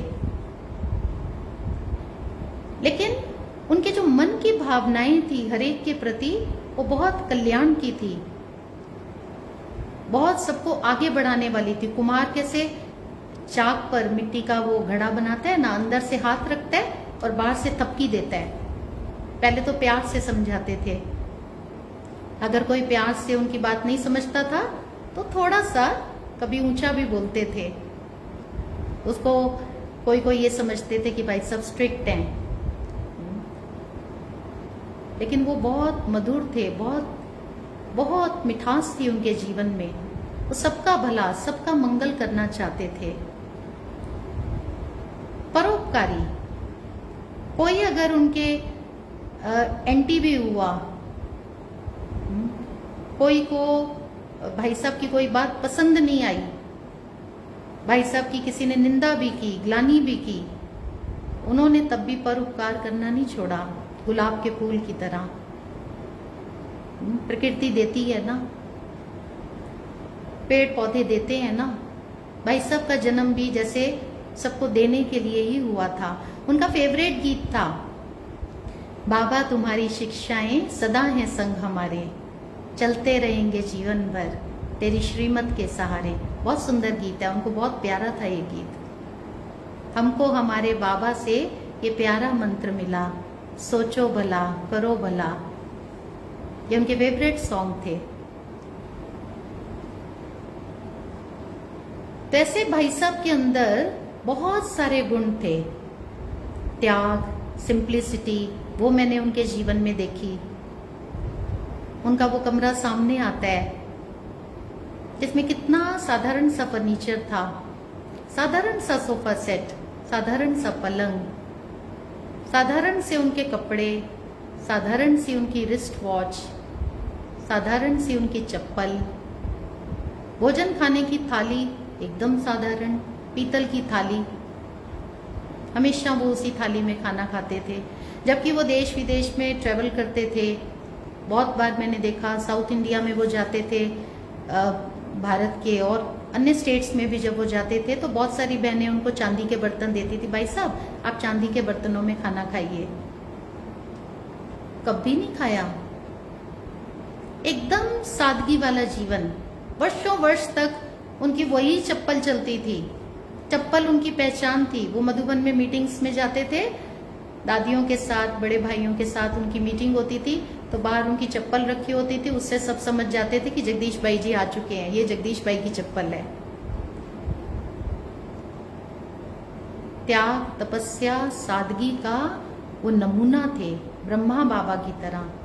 जैसे बाबा का रूम एकदम साधारण था, ऐसे जगदीश भाई का रूम भी एकदम साधारण था। बाबा भी जैसे उसी कमरे में सबसे मिलते भी थे, वहीं भोजन भी करते थे, वहीं बाबा सारा अपना कार्य व्यवहार करते थे। ऐसे ही जगदीश भाई साहब का वो रूम भी, मीटिंग रूम भी था, डाइनिंग रूम भी था, स्लीपिंग रूम भी था, सब कुछ वो एक ही कमरा था। कभी भी उन्होंने अपने व्यक्तिगत प्रयोग में यज्ञ का पैसा खर्च नहीं किया, कभी नहीं किया। उनकी पर्सनल कार नहीं थी। उनको जब शरीर का रोग भी आया तब भी वो नॉन एसी कार में जाते थे और जीबी पंत हॉस्पिटल में उनका ट्रीटमेंट चला, गवर्नमेंट हॉस्पिटल में। वो अपने ऊपर पैसा नहीं खर्च होने देते थे। बाबा के बच्चों ने ये पैसा दिया है, ये किस लिए दिया है? यज्ञ सेवा के लिए दिया है। गरीबों ने अपना पेट काट काट के दिया है। ये पैसा बाबा के यज्ञ की सेवाओं के विस्तार में लगना चाहिए। तभी तो आज भाई साहब हजारों लाखों के सामने एक उदाहरण है, प्रेरणा के स्रोत हैं। उनकी सादगी, उनके त्याग, उसको देखकर सब उनको फॉलो कर रहे हैं। सबके दिलों में उनकी छाप है, सब उनके गीत गाते हैं। निरहंकारिता, कहते हैं ना, योगी वही जिसने अहंकार को मारा हो। भाई सब के जीवन में देखा, निरहंकारी थे। जैसे मैंने कहा कि लौकिक विद्याओं में भी वो प्रवीण थे, और इस ज्ञान मार्ग में आने के बाद भी वो मास्टर ज्ञान सागर थे। क्या तो उन्होंने कार्य किए, उसका तो कोई जवाब ही नहीं है, कोई तुलना ही नहीं है। विंग्स की सेवाओं की उन्होंने शुरुआत की। हमारे 7 दिन के जो कोर्स के चित्र हैं उसमें भी बहुत सारी लिखत जगदीश भाई सब की है। किंतु कितनी निर्माणता, कितनी निरहंकारिता। दादियों के समक्ष जब भी वो जाते थे तो हमेशा वो हाथ जोड़ करके खड़े होते थे। कभी दादियों के चरण स्पर्श करते थे, दादियों का वरदानी हाथ अपने सिर पर रखवाते थे। वो कहा करते थे कि ये दादियां भले लौकिक दुनिया के हिसाब से 3री-4थी क्लास पढ़ी हुई हैं, ज़्यादा नहीं पढ़ी हैं लौकिक पढ़ाई, लेकिन विकारों को छोड़ने की पढ़ाई में ये मेरे से बहुत आगे हैं। बहुत निरहंकारी थे। अव्यक्त बाप दादा जब भाई साहब सभा में होते थे आगे आगे बैठे हुए, तो बाबा उनको बुलाते थे स्टेज पर। कितना बड़ा रिगार्ड है, भगवान बुलाता है, तब वो स्टेज पर जाते थे और बाबा के आगे भी हाथ जोड़ करके वो खड़े होते थे। उनके मन के भाव हमेशा ये रहे, वो सुनाया भी करते थे। तो मैं तो जैसे रोलू गोलू था, ब्रह्मा बाबा कहते हैं ना, मैं गावड़े का छोरा था, नंगे पांव, सिर पर टोपी, दौड़ता था। तो जगदीश भाई साहब भी ये कहते थे कि मैं कोई लेखक नहीं था, मैं कोई विद्वान नहीं था लौकिक दृष्टिकोण से, ये तो बाबा की मेरे ऊपर कृपा हुई है। विद्या की देवी सरस्वती माँ के मेरे साथ वरदान है जो काम कर रहे हैं मेरे जीवन में। मेरे पास तो कुछ भी नहीं था। तो बाबा के आगे हाथ जोड़कर खड़े होते थे, तो बाबा जो कुछ देर दिया है वो आपने ही मेरे को दिया है। बहुत निरहंकारी। दादियों का तो सम्मान करते ही थे, बड़ी बहनों का सम्मान करते ही थे, लेकिन साथ साथ छोटी बहनों का भी बहुत सम्मान करते थे। सेंटर पर भी जब छोटी छोटी बहनें मधुबन जाते थे तो ऊपर से नीचे आते थे उनको विदाई देने के लिए। बादाम और इलायची, मिश्री वो खिला के उनको विदाई देते थे। आते थे मधुबन से, उनसे समाचार सुनते थे। 1992 में मैं पहली बार विदेश गई थी, और जब मैं वापस आई तो जनवरी का महीना था, बहुत ठंड थी। और एयरपोर्ट से जब बाहर आई तो मैंने देखा भाई साहब आए हुए हैं। आज भी मैं वो दृश्य याद करती हूँ तो मुझे वंडर लगता है कि मैं तो इतनी छोटी सी कन्या, और मेरे को लेने के लिए देखो आया कौन है, भाई साहब आए हैं मेरे को रिसीव करने। तो उनकी वो निरहंकारिता, उनकी निर्माणता, उनका वो सम्मान देना वो दिल में समा गया है। एक बार एक बहन मधुबन से आए तो दादी प्रकाशमणि जी, उन्होंने उनको कहा था कि आप अभी थोड़े दिन और रुक जाओ। तो जब वो वापस आई सुबह सुबह ट्रेन से, तो उन्होंने भाई साहब को सुनाया कि मेरे को तो दादी जी अपने अभी रुकने के लिए कह रहे थे। तो भाई साहब ने कहा कि फिर आप क्यों आई? दादी ने कहा था आपको रुकना चाहिए था। तो अभी ऐसे करो, कपड़े धुलाई करो, और अभी जो दोपहर की ट्रेन है उससे वापस मधुबन जाओ। उनको मधुबन भेजा दोपहर की ट्रेन से। इतना उनको दादियों के लिए रिगार्ड था, इतना सम्मान था। लंदन में उनके साथ ट्रेवल किया। उनका शारीरिक स्वास्थ्य ठीक नहीं था, बिल्कुल ठीक नहीं था, लेकिन लंदन में भी ग्लोबल हाउस में दादी जानकी जी क्लास कराने के लिए आते थे। तो भाई साहब बालकनी में बैठते थे, दादी का क्लास सुनते थे, कभी क्लास मिस नहीं करते थे। दादी जानकी कहते थे, जगदीश भाई आपको क्लास कराना है मुरली क्लास के बाद। जी दादी, क्लास कराते थे। लंदन में उनके बहुत अच्छे अच्छे क्लासेस हुए। कितना सम्मान था उनको दादियों के प्रति। तो ऐसे देखा मैंने उनके जीवन में बहुत निर्माणता, बहुत नम्रता, निर्भयता, ये गुण मैंने उनके जीवन में देखा। योगी तो वही है ना जिसको किसी भी प्रकार का कोई भय ना हो। जब हमने समझ लिया कि मैं आत्मा हूं और मैं आत्मा अजर अमर अविनाशी हूं, तो जो आत्मिक स्वरूप में स्थित है उसको भय किस बात का? भय तो देह अभिमान से आता है। भाई सबके जीवन में कभी भय नहीं देखा, कभी डर नहीं देखा। यज्ञ में शुरू से लेकर के कितने विघ्न आए, कितने हंगामे हुए, कितने विरोध हुए। बाबा प्रायः जगदीश भाई सबको भेजा करते थे, कभी भी वो भयभीत नहीं हुए। उन्होंने हर विघ्न का गणपति बनकर के विनाश किया, सर्व समस्याओं का उन्होंने समाधान किया। और सबसे बड़ी परीक्षा जो मनुष्य के जीवन की है वो है शरीर का रोग, शरीर की बीमारी। इससे बड़ी परीक्षा मैं नहीं समझती कि कोई होगी। और जिसका भाई साहब को काफी समय पहले से आभास था, उनको मालूम था, वो पहले से ही कहा करते थे कि मेरी जो आयु है वो 72 साल है, 72 इयर्स बस, और मेरा जो शरीर का अंत होगा, पुरानी देह का, वो पेट के रोग से होगा। तो जब उनको ये बीमारी हुई लिवर की, लिवर सिरोसिस, उसके बाद उनके बहुत सारे ट्रीटमेंट हुए दिल्ली में, लंदन में, मुंबई में, फिर ग्लोबल हॉस्पिटल में। उनको मालूम था कि ये बीमारी कहीं भी रुकने वाली नहीं है।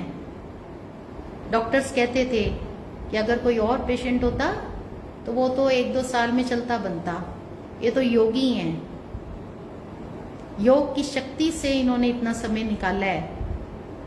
तो जब उनके कोई टेस्ट होते थे, ब्लड टेस्ट होते थे, उनकी एंडोस्कोपी होती थी, कोलोनोस्कोपी होती थी, बहुत सारे उनके टेस्ट होते थे, अल्फा फीटोप्रोटीन, कैंसर के टेस्ट होते थे। अपनी रिपोर्ट्स वो पढ़ते थे। जब भी रिपोर्ट आती थी तो वो मेरे को भी बोलते थे, रिपोर्ट आ गई? हाँ भाई सब आ गई है, लाओ मेरे पास ले आओ। और रिपोर्ट देखते थे, पढ़ते थे। उनको मालूम पड़ता था कि मेरी बीमारी बढ़ती जा रही है और मेरे जीवन के दिन जो हैं वो अब कम होते जा रहे हैं। पर भय नहीं देखा कभी भी उनके चेहरे पर, चिंता की कोई रेखा उनके चेहरे पर हमने कभी नहीं देखी। एकदम निश्चिंत उनको देखा। शरीर छोड़ने से पहले उनकी इच्छा थी कि मैं सारे कार्य निपटा लूं। आईसीयू में भी उनकी मीटिंग्स चलती रहती थी। आज किसी व्यक्ति को कोई छोटा सा रोग हो और उसको हम कोई काम दे दें, वो कहेगा अरे आपको काम की पड़ी है, मैं मर रहा हूं। हाँ, और भाई साहब उनको तो मालूम था, स्पष्ट रूप से मालूम था कि अभी ये यात्रा ज्यादा समय की नहीं है, अब थोड़े से गिनती के दिन रह गए हैं। और उससे पहले वो अपना सारा सेवा कार्य जो है वो जल्दी जल्दी जल्दी जल्दी निपटा रहे थे। उनकी अंतिम इच्छा थी, वो 2 किताबें लिखना चाहते थे। एक तो आदि पिता ब्रह्मा बाबा के ऊपर, यही है सृष्टि के प्रथम मानव, आदम, एडम, जिनको हर धर्म में याद किया गया है, तो यही है प्रजापिता ब्रह्मा। और दूसरी किताब वो लिखना चाहते थे ब्रह्मचर्य के ऊपर, कि सतयुग में योग बल से संतान कैसे होती है। किंतु ये दोनों किताबें वो लिख नहीं पाए। तो शरीर छोड़ने से कुछ दिन पहले उनकी आंखें भर आई थी।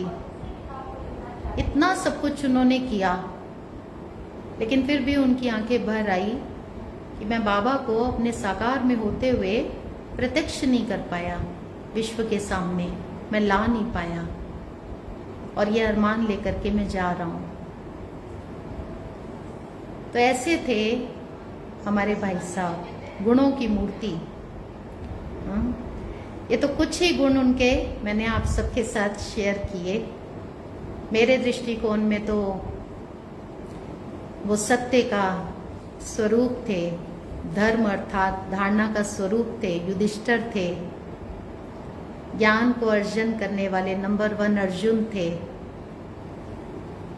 ब्रह्मा बाप की नकल करने वाले वही नकुल थे, ईश्वरीय कार्यों में तन मन धन समय श्वास संकल्प से पूर्ण रूप से सहयोगी बनने वाले सहदेव थे।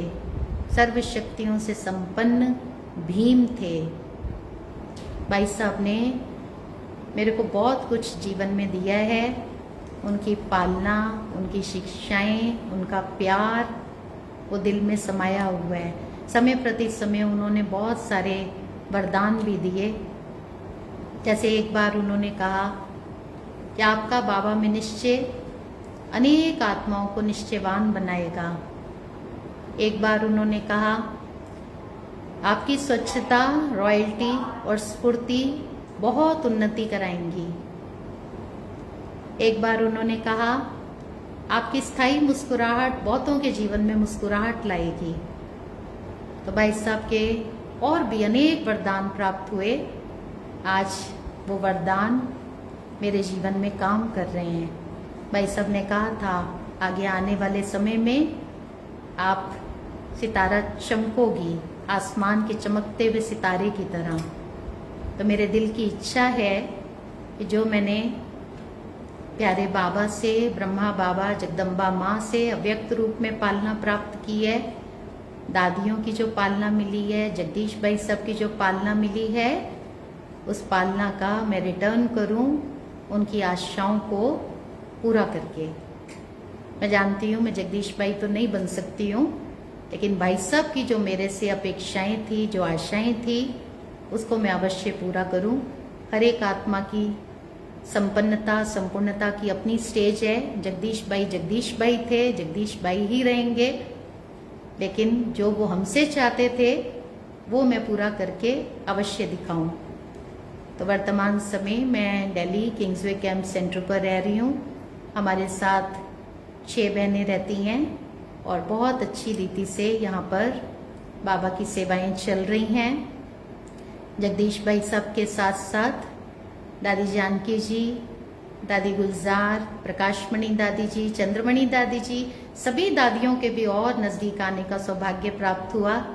और भाई साहब के जाने के बाद दादी जानकी जी और विशेष रूप से दादी गुलजार, उन्होंने भी मेरे को बहुत प्यार दिया, बहुत पालना दी। मैं दादी जानकी के जब भी सम्मुख जाती तो दादी हमेशा मेरे को देख करके यही पूछते, विदेश जाएंगी सेवा के लिए, फलानी जगह जाएंगी? जी दादी जाएंगे। तो कभी दादी किसी देश का प्रोग्राम बनाते, कभी किसी देश का प्रोग्राम बनाते। तो ऐसे विश्व के बहुत सारे देशों में जाने का भी सौभाग्य प्राप्त हुआ। हर जगह जाके बहुत प्यार मिला, बहुत पालना मिली, बहुत अपनापन महसूस हुआ। तो सार रूप में मैं आप सबको यही कहूँगी, ये ब्राह्मण जीवन सुखों से भरा जीवन है। मेरा पुरुषार्थ इतना नहीं रहा, जैसे कहते हैं ना ऊपर वाला जब देता है तो चप्पर फाड़ के देता है, तो मेरा पुरुषार्थ इतना नहीं रहा जितनी मेरे को प्रारब्ध मिली है। मैं वरदानों से पली हूँ और मैं वरदानों से ही पलती रहूँगी। बातें आई हैं, अभी भी बातें आ रही हैं, आगे भी आएंगी मैं जानती हूँ, लेकिन हमेशा बातें आई तो जैसे पानी पर लकीर की तरह आई और चली गई। मैंने हमेशा अपने आप को शक्तिशाली महसूस की है। तो बाबा ने मेरा इतना बेड़ा पार किया है, आगे भी बाबा मेरा बेड़ा पूरा पार लगा देंगे। ओम शांति। ओम शांति। क्या कहे साधना बहन, आपने तो कहूँगा निशब्द कर दिया। और कहाँ से आपके अनुभव को कंक्लूड किया जाए वो भी मैं सोच रहा था। सबसे पहले तो मैं आपके लौकिक मदर फादर के बारे में सोच रहा था कि वो कितने विशाल बुद्धि थे। आज भी, आज के इस मॉडर्न एज में भी दुनिया में गवर्नमेंट को बेटी बचाओ अभियान करना पड़ता है, और आपके लौकिक मदर फादर ने बेटी का आह्वान किया, ये मुझे बहुत बड़ी बात लगी। तो मैं बहुत विशाल बुद्धि आपके मदर फादर को समझता हूँ और उनको मुबारकबादी देता हूँ कि वाह, और जो जन्म भी दिया तो कैसी बेटी हो। तो वंडरफुल ड्रामा है। एज पर ड्रामा प्लानिंग आप आत्मा का उस माता पिता के साथ आना हुआ, तो बाबा ने आपको भेजा। और कैसे भी आपका ये भाग्य है भाई के साथ, जिनको मिलने के लिए लोग तरसते थे, दृष्टि देने के लिए तरसते, उस महान आत्मा के साथ अपना इतना लंबा इतना अच्छा पाठ चला। और आपने जैसे अभी कहा लास्ट में एक बात कही कि आपने इतना पुरुषार्थ नहीं किया लेकिन प्रारब्ध आपको बहुत मिला।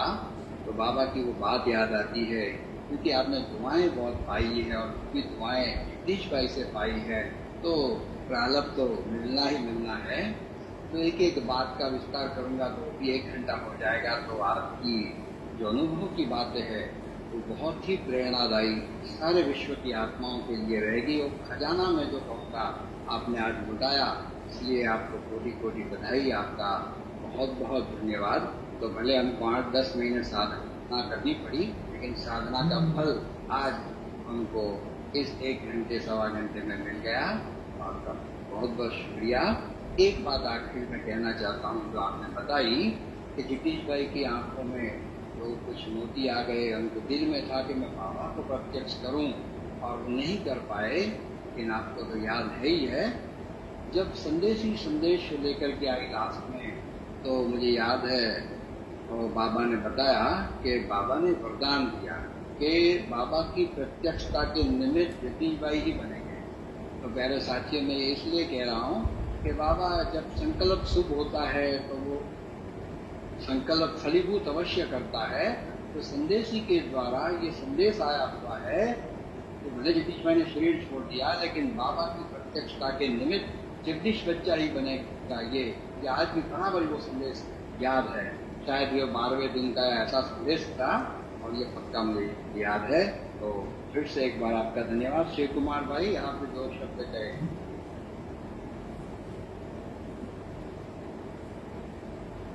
ओम शांति। जो दीदी जी सुना रही थी ना कि भाई साहब लिखने की, तो ग्लोबल हॉस्पिटल में एडमिट थे, उनकी एक बात मुझे अचानक याद आई। तो ग्लोबल हॉस्पिटल में एडमिट थे, आईसीयू में थे, और उनकी लिखने की जो मतलब कहें कि रुचि जो थी वहाँ भी चल रही थी। वहाँ रात को जो भाई अटेंडेंट वहाँ आईसीयू में रहता है, उसको भाई साहब कहते हैं कि आपने कितना पढ़ाई पढ़ा है। उसने कहा कि भाई साहब मैं मैट्रिक फेल हूँ। तो बोला जो मैं बोलूंगा हिंदी में कुछ लिख तो सकते हो ना? बोला हाँ लिख। तो भाई साहब ने बोला अच्छा कुछ कागज और पेन लिया। तो भाई साहब उनको रात्रि को आईसीयू में लेटे लेटे बोलते जा रहे हैं और वो अटेंडेंट भाई जो है लिखता जा रहा है। कोई अपनी बहन बीके बहन गई, बोला अरे भाई साहब ये क्या? तो बोला इसमें हर्जा क्या है, मैं बोलता जा रहा हूँ वो लिखता जा रहा है। जो हमारा कुछ रहा हुआ कार्य वगैरह जो मतलब मैं नहीं कर पाया हूँ, तो यहाँ लेटे लेटे उसको लिखवा रहा हूँ, इसमें हर्जा क्या है? तो देखो इतनी उनकी लगन थी, मतलब एक सेवा का भाव था कि जो कुछ रह गया है उसको हम जाते जाते भी पूरा कर दें। ये भाई साहब की हॉस्पिटल की अंतिम समय की बात है। हाँ जी जी। बाकी साधना बहन के हाथ में बहुत अच्छी साधना बहन ने तो इतनी साधना की है, पूरा साधना में ही रहती है। वो खजाना खत्म ही नहीं हो रहा था, इतना जबरदस्त, इतना उमड़ के आ रहा था। जब लास्ट दिनों में प्रकाशनी दादी जी ने खास जगदीश भाई को कहा कि भाई जी जगदीश भाई हमारे मधुबन निवासी से मिलोगे, तो खास वो पकड़ के आए।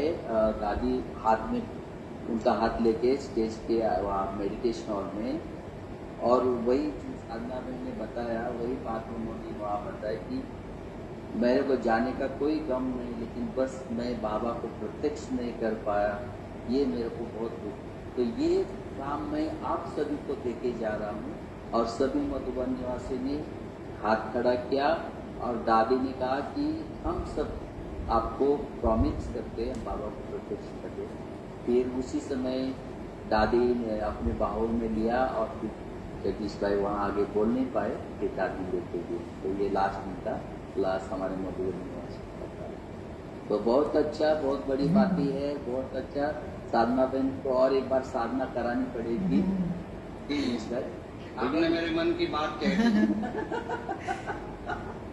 थैंक यू मिनेश भाई, थैंक यू सुभाष भाई, शिव कुमार भाई, हमारे डॉक्टर भाई भी दिखाई दे रहे हैं। जी डॉक्टर साहब, थैंक यू, आप सबने मौका दिया सबसे मिलने का। बात तो आपने, आप जाटकू बहन ने सारी माया को लकीर की तरफ फेंक देने वाली दीदी ने कितना अच्छा जगदीश भाई का अहवाल दिया, वंडरफुल। बहुत लोगों को, सारी दुनिया को ये मालूम पड़ेगा ये कौन थे वो जगदीश भाई। हम भी कई बार जगदीश भाई के संपर्क में आए हैं, मेडिकल विंग में था मैं, इसलिए भी आया था, और यहाँ भी हम लोगों ने बुलाया था बड़ौदा में, हाई लेवल मीटिंग भी एक बार रखी थी, तब भी आए थे। और लास्ट में जब हमारी छोटी बहन थी जो ज्ञान में थी, तो वो बीमार थी, उनका संपर्क रहता था जगदीश भाई से हमेशा, तो उनका भी बहुत प्यार था, तो हम दिल्ली में उनकी ट्रीटमेंट के लिए आई थी। और लास्ट समय में उनकी जो आवश्यकता ही थी कि दवाइयाँ कुछ फॉरेन से मंगानी थी, तो वो बात हमने बताई, तो तुरंत 2 दिन में वो मेडिसिन भी जगदीश भाई ने मंगाकर ला दी। लेकिन और भी बात हुई कि दवा तो आई, लेकिन उसके पहले ही सिस्टर ने शरीर छोड़ दिया। तो उस समय जगदीश भाई ने जो बहुत प्यार से इतना दूर से ये हॉस्पिटल में आए थे, कितना घंटा 2 घंटा होगा, कमला नगर से एम्स हॉस्पिटल में आए और हमारे लिए भोग लेके आए थे, साथ में बुढ़िया दादी भी आए थे। तो ये इतनी महानता जो है कितनी थी, जो किस मौके पर क्या करना चाहिए, इसकी जो सदा के लिए जीवन में याद रह गया है कि कैसे अपने प्यारे आदरणीय जगदीश भाई का कितना प्यार था, जो खाली भोग लेके आए थे और हमको खिलाया था। तो ऐसे तो अनेक बार उनका संपर्क हुआ, मीटिंग में भी देखते थे और भी पर्सनल मिलते थे, तो बहुत अच्छे अनुभव। और आपने तो आज उनकी सारी बातें एकदम वीडियो की तरह दिखा दी, ये भी आपकी विशेषता भूल नहीं सकते हैं, क्योंकि किसी की विशेषता जानना और दिल में रखना ये सबसे बड़ी बात है। और इसी के कारण आपका ये लव है उनके प्रति, और उनका जो लव है वो प्रत्यक्ष हो रहा है। तो आप भी तो आज यही काम कर रहे हैं, जगदीश भाई को प्रत्यक्ष करना, मतलब बाबा को भी प्रत्यक्ष करने की बात हो ही जाती है। तो आपको तो बहुत बहुत धन्यवाद है, शुक्रिया भी है। और हम सब की इतने सारे भाई बहन क्या वर्ल्ड की दुआएं मिलेंगी कि वहाँ साधना बहन, हमारी साधना बहन बाबा को प्रत्यक्ष करेंगी। जगदीश भाई को प्रत्यक्ष करना माना बाबा को प्रत्यक्ष करना ही हो जाएगा। इसलिए आज बहुत खुशी हुई है, और जो भी सुनेंगे अभी भी बाद में वो भी बहुत खुश होंगे। और जगदीश भाई के चरित्र के साथ आपका चरित्र भी दिखाई देता है, कैसे इतने अच्छे आशीर्वाद आपको उनसे और बाबा से मिले हैं। तो वहाँ बाबा, वहाँ आज का मीटिंग, और वहाँ हमारे प्यारे साधना बहन, आपको बहुत बहुत इतना हर्षित चेहरा देख के बहुत खुशी होती है।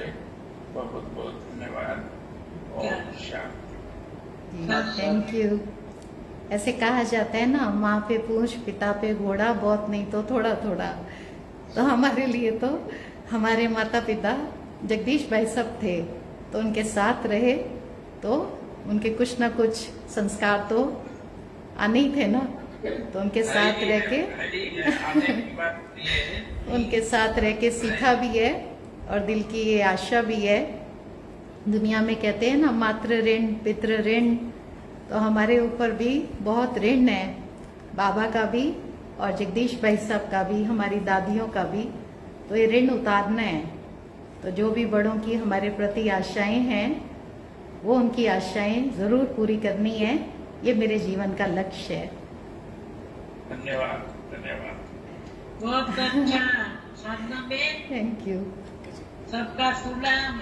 आपको बड़ौदा में जरूर आना है हमारे पास। जी चंपा बहन, थैंक यू थैंक यू। और अब तो आपकी प्रारब्ध का एक गीत की लाइन भी बोलते हैं कि आप आने वाले सतयुग की महारानी हो, गीत है ना? हाँ जी, है ना विनेश भाई?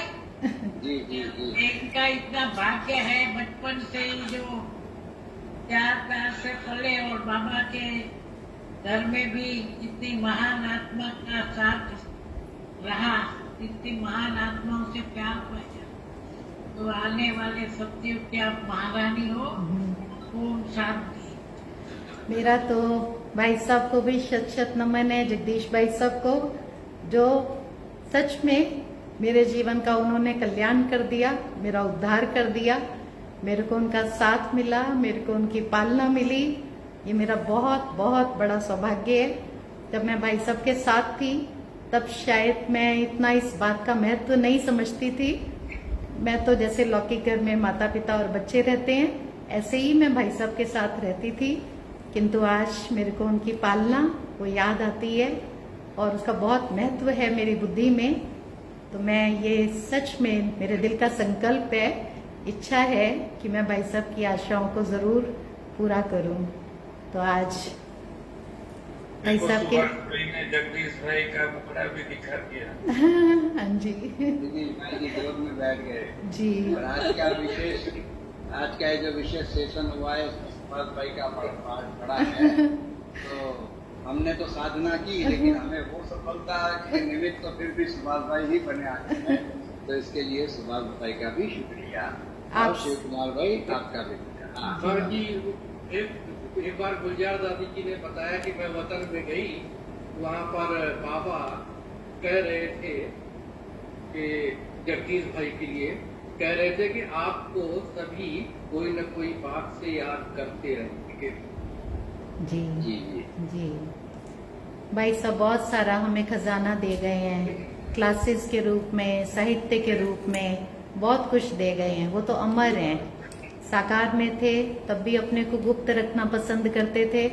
सबके अंदर योग्यताएं, विशेषताएं, कलाएं, गुण भरते थे, सबको आगे रखते थे और उनको बहुत खुशी होती थी कि सब आगे हों, सबकी महिमा हो।